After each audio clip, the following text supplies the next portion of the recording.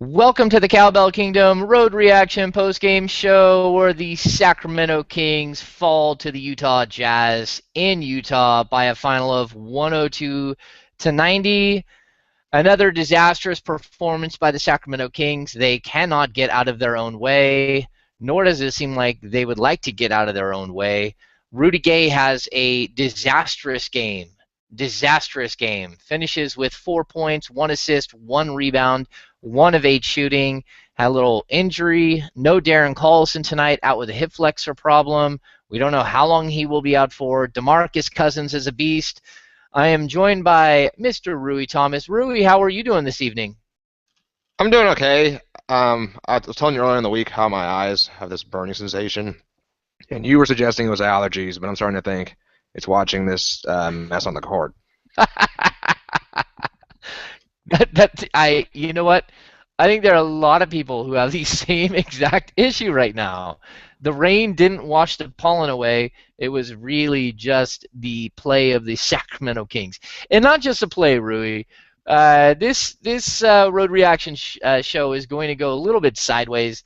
We're going to talk about some issues that are at hand, but first, we're going to spend a couple of minutes just going over this game and kind of running through the numbers, running through our three things, and then we're going to focus strictly on this debacle that has developed in Kingsland regarding George Karl. Okay, so let's get to the game. Okay, first of all, the Kings have lost 11 of 12.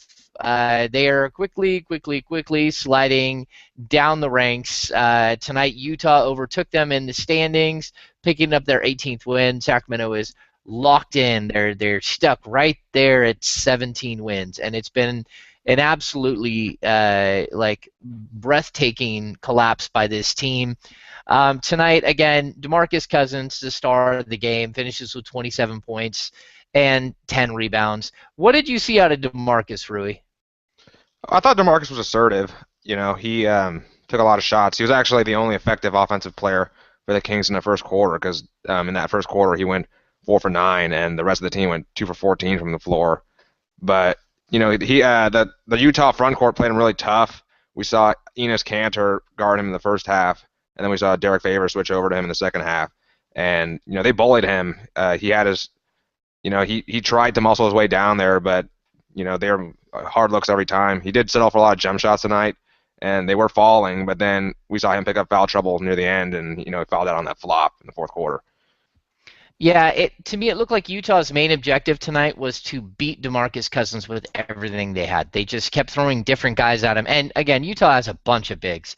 They've got a whole bunch of bigs and a lot of different style of bigs.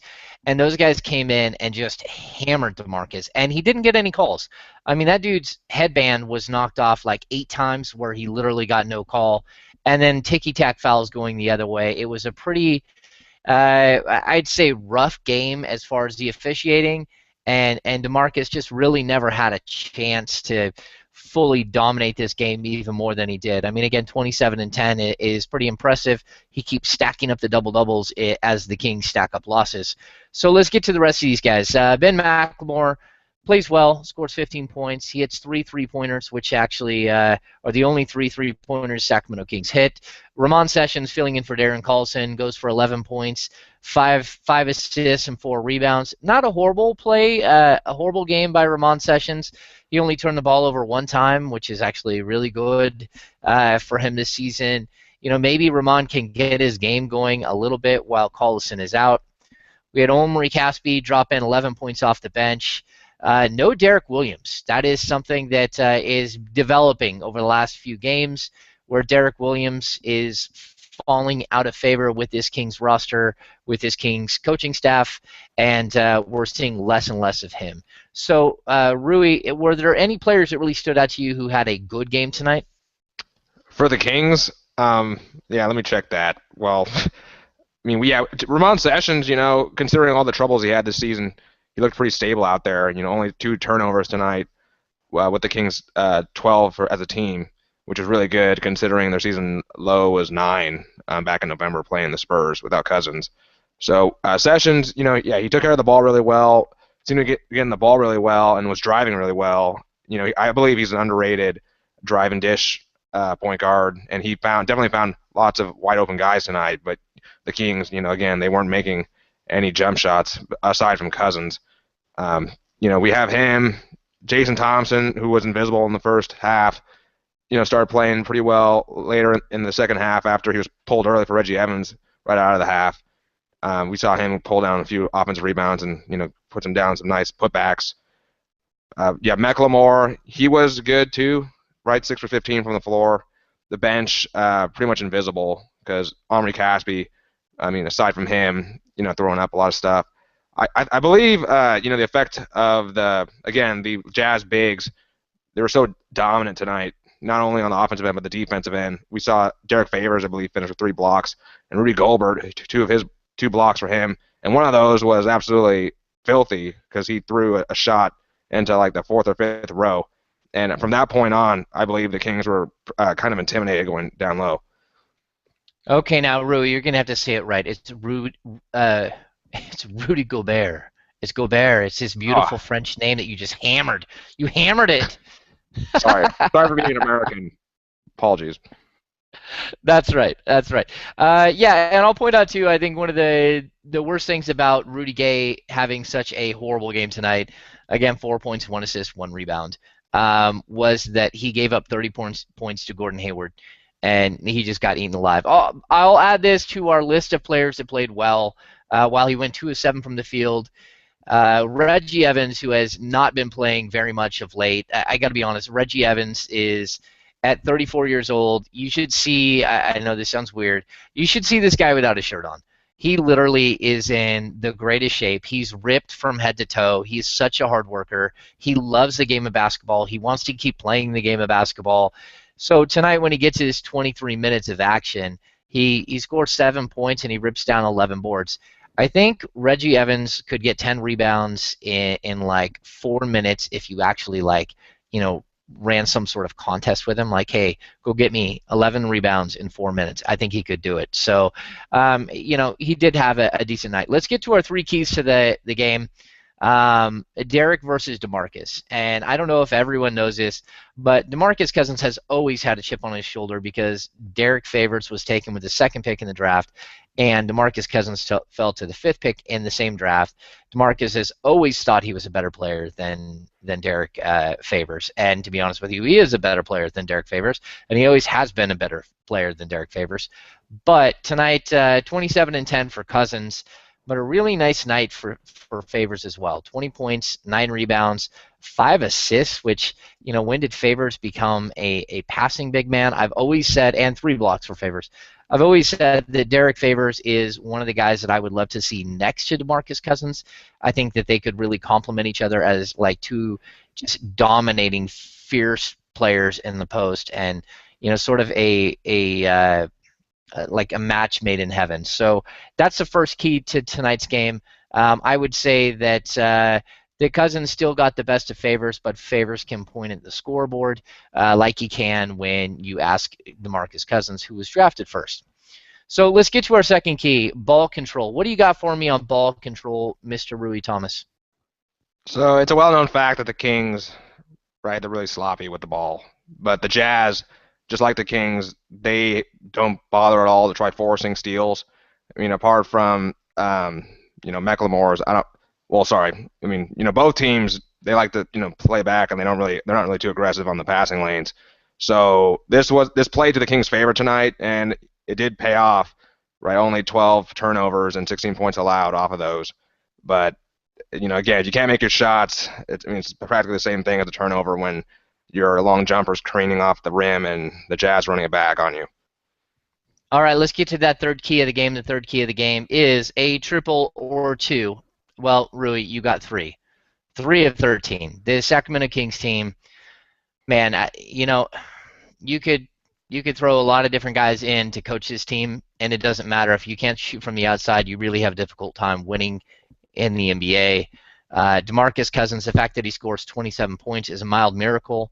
How does he score 27 points when there are no driving lanes? There's no spacing at all. This team is just a horribly spaced, horribly designed team around DeMarcus Cousins. A lot of guys who just realistically either can't shoot or haven't hit their jumpers.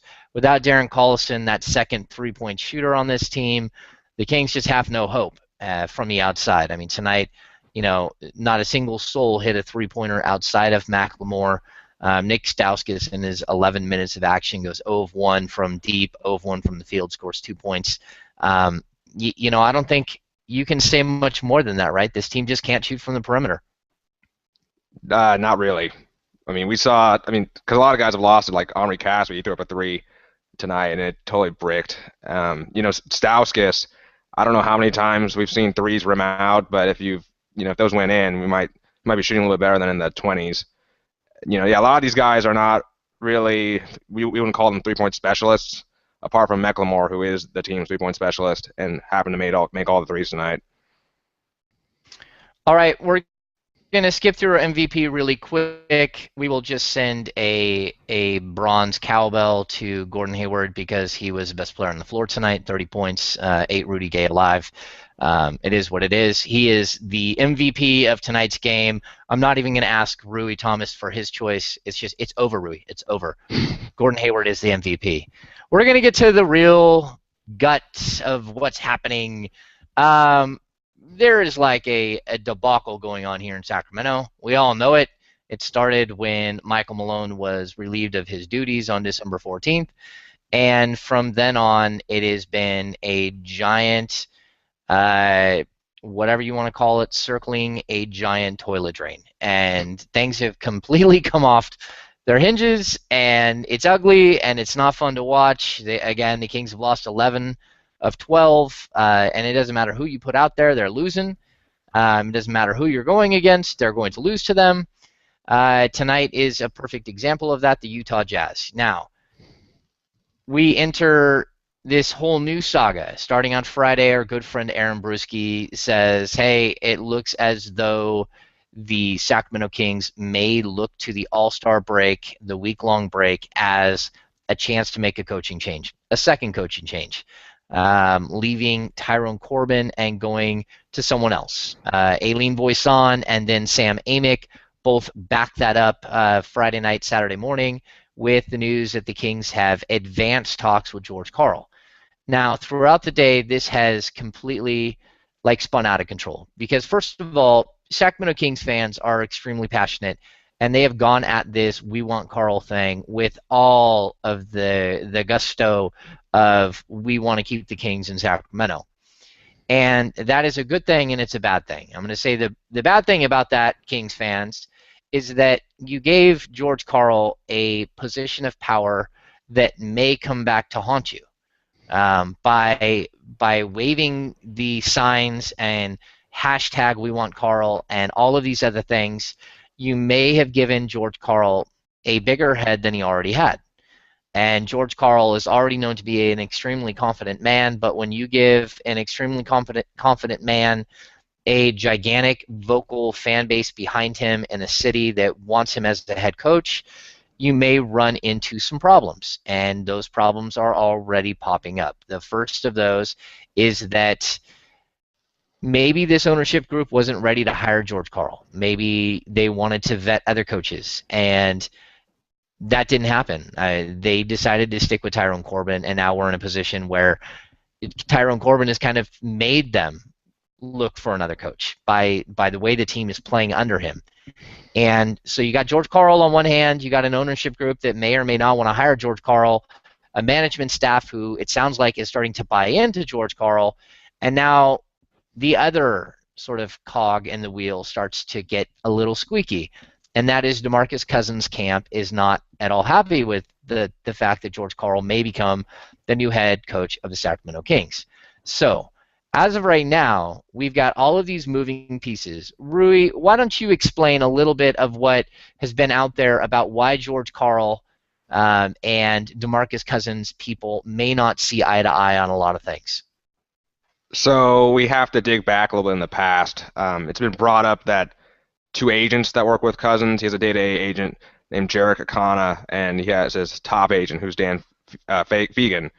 They both have a little rift with Karl from back in the day with the Nuggets, because when Karl joined the Nuggets mid-season, right, several years ago, what happened was Akana was an assistant coach with the team, and Carl demoted her or him to a scout, while Fagan, who represented Carl's son Kobe, Carl had or senior Carl Senior had a say in getting rid of him as his son's agent.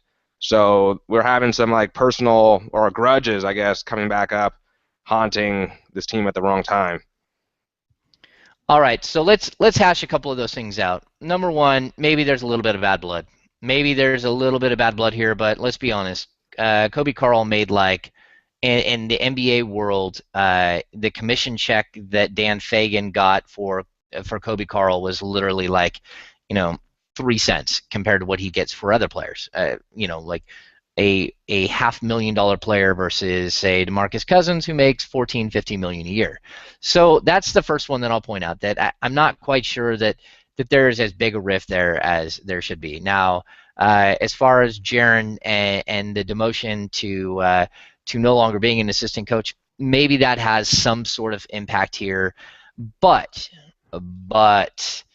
I think this has a lot more to do with the fact that maybe they don't think that George Karl and DeMarcus Cousins can get along. That they don't think that these guys are a match made in heaven as far as coach and player. And I find that really strange because over the course of time, George Karl has coached just about every guy that you can possibly think of in the league that may or may not be a malcontent. And I think he's a very good coach for DeMarcus specifically. I will also point out that during his final season in Denver, the season in which he won the Coach of the Year before being let go when they got bounced in the first round of the playoffs, George Karl had no shooters on that team at all either. Gallinari went down. That team lacked shooting. They got to the playoffs. Their opponents collapsed the lane. They played a lot of zone against them. They shut him down, and basically that's why Denver lost. So I think George Karl is a good fit in this situation. I don't think is he the greatest fit. Maybe, maybe not. Honestly, I think that this team should be coached not like a jazz band, and I've even talked about a symphony. But actually, I think this team is better as a Sousa marching band because this is like the 1993 New York Knicks. They should be structured around Patrick Ewing / DeMarcus Cousins in the post. They should, put hard-nosed, smack you in the face guys all around Cousins, some exciting guys that can take you to the hole. I mean, that's what this team should look like. Now, do they need more shooting? Yes, they need more shooting. But the fact is, I think that Michael Malone was probably a better coach for this specific team than George Karl is. Or Jeff Van Gundy would be a better coach. Or maybe Mike Fratello, although I don't think anyone wants to see Mike Fratello on the sidelines in Sacramento. That's just kind of the way this team is built. You want a grinded out, smack you around type of coach for this team because that is the design of the roster. Now, if they want to switch up the roster, then maybe there's a coach out there that makes more sense. Maybe George Karl makes more sense. But I'm going to quote the great David Stern, and I'm going to say, life is a negotiation. And right now, I feel like this is a negotiation. I feel like there's a riff here is part of a negotiation on the Sacramento Kings side to drive down the price from the fan base that already jacked up the price for George Karl. And then George Karl's agent is saying, well, Orlando is out there. Maybe we'll go to Orlando. And Orlando is saying, well, maybe we won't hire a coach until the offseason. This is all, to me, a one big, giant negotiation. And I'm not sure how it's going to play out. The Kings already are on the hook for Michael Malone this year and next year. They're on the hook this year for Tyrone Corbin. They have financially pinned themselves to these other coaches, and those other coaches are either gone or not working out. And so at this point, do you want to spend another $5 or $6 or $7 million? And if I'm George Karl, I'm coming in hot. I'm coming in saying I want a 4-year, 5-year deal at $7 million a year. And that's where the negotiation starts. And now we're in this weird, awkward negotiation stage. Rui, does what I'm saying sound out of in left field and crazy, or does this make sense to you? I know it totally makes sense because, first off, we're not even sure who's running the Kings anymore. I think a big mistake right now was way back in December when they fired Malone. They didn't let DeMarcus Cousins know beforehand that they were getting rid of Malone. So now, whether it's guilt or something, they feel like they have to let Cousins have an input in this, which could have some pretty bad ramifications down the road as far as roster building goes.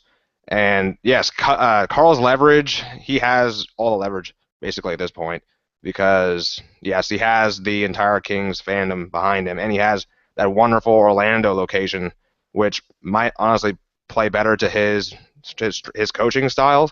So yeah, I mean they're hammering out the numbers today before all this drama leaked about minority owners and Cousins agents, not wanting him around.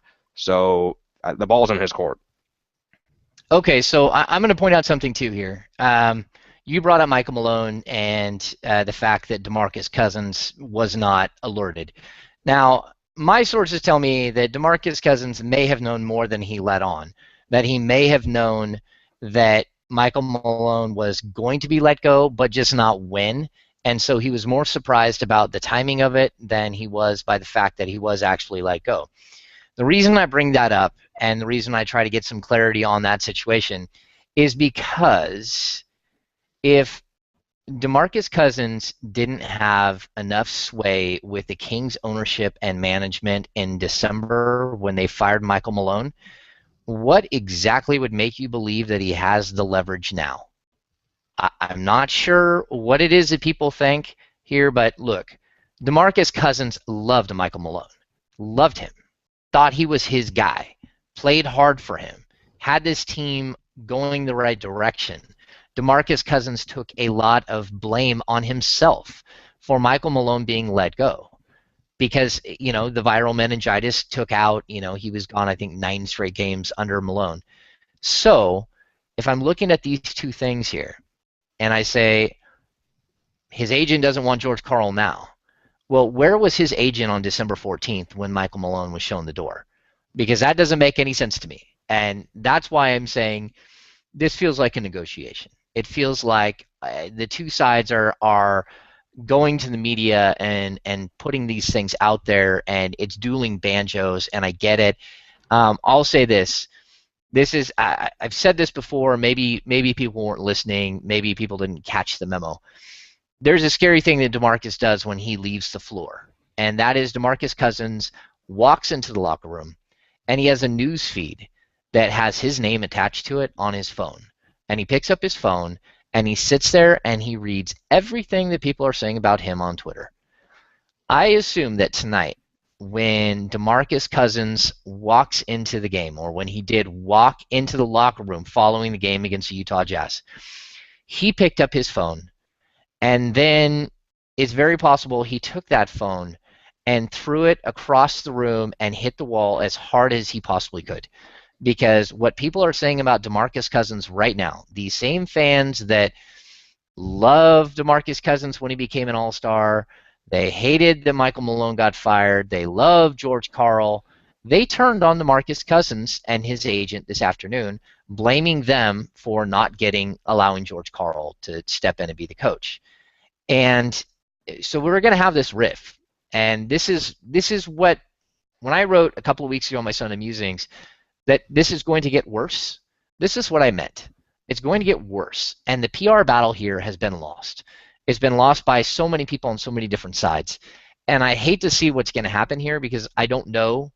My prediction, I'll put my prediction out right now, and I don't even know how long we're into this Road Reaction postgame show. My prediction right now is that George Karl is the new coach of the Sacramento Kings tomorrow, that he inks a deal sometime during the day. But I don't know that for sure. And I don't even know how it will work out. But I think we're at a point where, number one, the Sacramento Kings, the fans are upset. They're upset because Pete D'Alessandro and Chris Mullin and Vivek Ranadive hijacked this season on their own, whatever it was that they did. This team was 11-13, and they hijacked this season for their own personal reasons. And we've still yet to hear an actual plausible reason as to why they did this. It's clear they thought they had a bigger foothold in the Kings locker room than they did. They did not have the foothold that they thought. They lost the foothold completely now. The season has gone to hell in a handbasket. And now we have all of these other issues, and it just keeps going and going and going. So it's an extremely frustrating thing to cover, to write about, and it's an extremely frustrating thing for the fans. But now the Kings are painted into a corner because they've already disappointed the fans once when they didn't hire George Karl the day after they fired Michael Malone when he started coming out and saying he wanted the job. That was strike one. Strike two, the team literally dropped off the face of the earth and is losing to everyone. I mean, again, 11 of 12. This team is in a funk of epic proportion, and I don't think they can recover regardless of who is the coach. So now the question becomes, do you let it get out there that you're in negotiations with George Karl and then not hire George Karl and see what happens to your season ticket holders, see what happens to your players like DeMarcus Cousins, who has already been brought into this thing, even though I doubt he has any idea that all of this is going on? What do you do if you're the Sacramento Kings? You're out of solutions. You're caught between a rock and a hard place. If DeMarcus Cousins is going to demand a trade if you hire George Karl, and the fans are going to demand that somebody's fired if you don't, I mean, what do you do in this situation? Rui, if this is you, what do you do in this situation? Well, we know Karl wants to play he wants to coach in Sacramento because he would love to coach for DeMarcus Cousins, and I think he's made that known. I mean, if I was Karl, I mean, he's kind of, it's up to his mercy whether he wants to drag this out or, make it easier on the Kings for that matter, because yes, the Kings are stuck and they're, it's basically up to Karl now. Okay, so it's on Karl. You know what? If I'm the Sacramento Kings and I'm caught in this crazy situation, maybe I asked DeMarcus Cousins, would Mark Jackson work?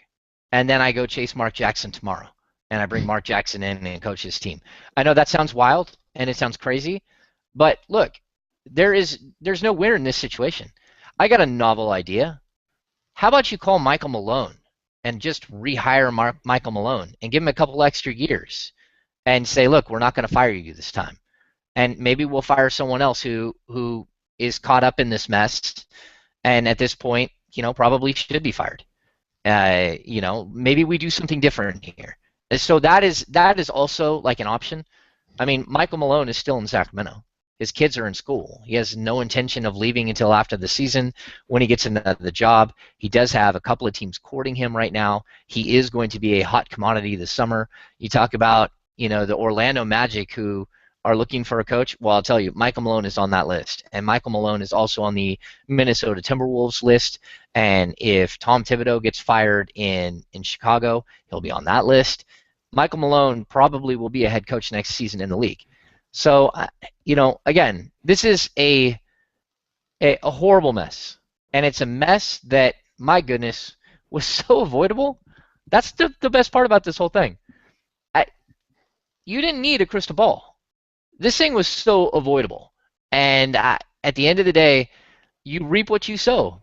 And I don't feel bad for the Sacramento Kings management and the ownership that is taking a beating. I feel bad for Chris Granger and his staff who has to sell tickets and sponsorships. I feel bad for DeMarcus Cousins, who's been brought into this situation when realistically maybe his worst move in this whole deal was not putting his foot down and saying, do not fire Michael Malone. You fire Michael Malone, and I'm going to strangle all of you and hide you in the new arena site and let the concrete be buried over you. I guess maybe that's where this thing had to go. It's just a mess. So I don't know what's going to happen tomorrow, but my prediction is that George Karl will be the coach of the Sacramento Kings. We will see. Rui, do you have a prediction for us before we end this road reaction postgame show? Yeah, I think at the end of the day, whether it's tomorrow, maybe 2 weeks down the road, or then the season, the Kings are going to end up with Karl because, obviously there's interest on both sides. So, again, I'm going to say it's up to Karl whether he wants to drag this out and embarrass the Kings without kind of, backfire in his for him as well. Well, we do know this. George Karl wants to coach, and it doesn't matter where he coaches. He wants to coach because he'd like to get a few more wins under his belt. 61 years old. He's got over 1,000 career wins. He's number 6 all time and has an opportunity to move way up that list and to overtake some of the greats of the game, secure his spot in the Hall of Fame. So, hey, it should be a very, very interesting 24 hours in Kingsland. We have a game tomorrow night. Heaven forbid, an actual basketball game to talk about again. The Sacramento Kings will be back at home. It's Phoenix Suns, right? Yes. Yeah, we get to see Isaiah Thomas and the Phoenix Suns again. Have Aaron Brewski's guy rub it in the Kings' nose again that they didn't want to pay him this summer. It should be an intriguing day or 2 days, but I don't think this drags out very long. I think we know the answer tomorrow. I think if not tomorrow, we know the answer on Monday, and it should be a wild, wild time in Sacramento. All right, so that is going to do it for this elongated road reaction post-game show where the Sacramento Kings fall to the Utah Jazz. Oh boy, I've forgotten because it's been so long since we started. 102 to 90. 102 to 90. Hey Rui, say goodnight. Good night. There's Rui Thomas. I am James Ham. Thank you for joining us on the Wild Wild West Cowbell Kingdom Road Reaction postgame show. We will see you tomorrow. Have a good night.